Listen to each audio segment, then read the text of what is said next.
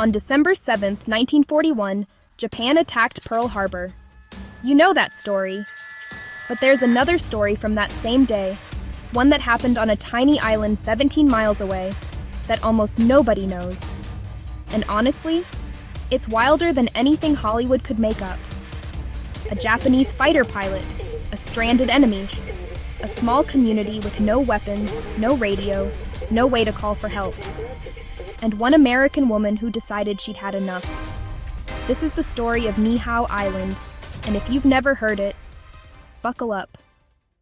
Niihau is the westernmost island in the Hawaiian chain.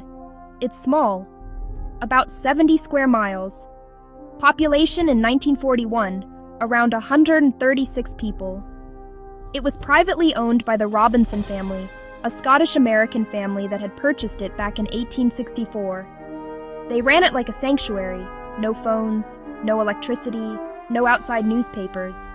The residents were Native Hawaiians, kind, close-knit, completely isolated from the outside world. It was, by every definition, paradise. And on December 7th, 1941, paradise got a very unwanted visitor. His name was Shigenori Nishikaichi. He was a 21-year-old Japanese Zero pilot who had just participated in the attack on Pearl Harbor.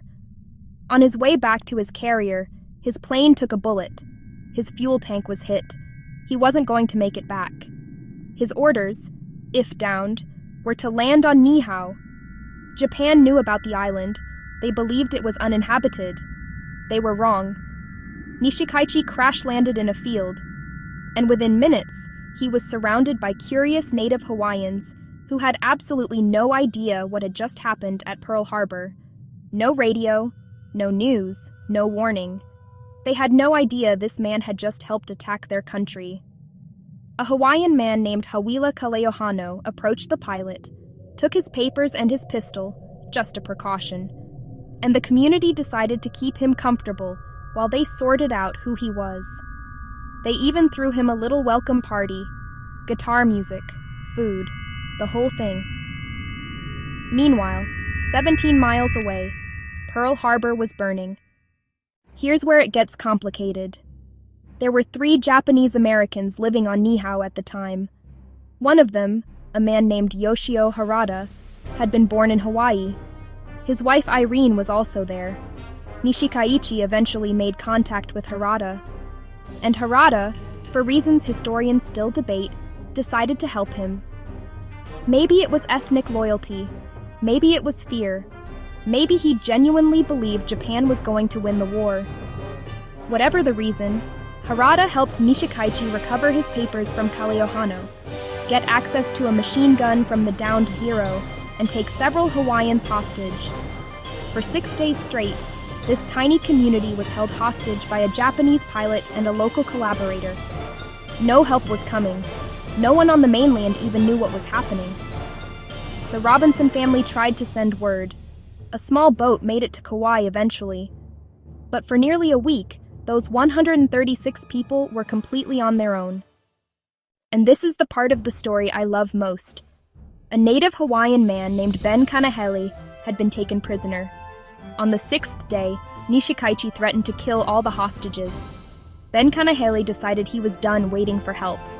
He rushed Nishikaichi. He was shot 3 times. And then, bleeding from 3 gunshot wounds, Ben Kanahele picked that Japanese pilot up over his head and slammed him into a stone wall. His wife Ella then grabbed a rock and hit Nishikaichi over the head. Nishikaichi, mortally wounded, pulled out a knife and took his own life rather than be captured. Ben Kanahele survived.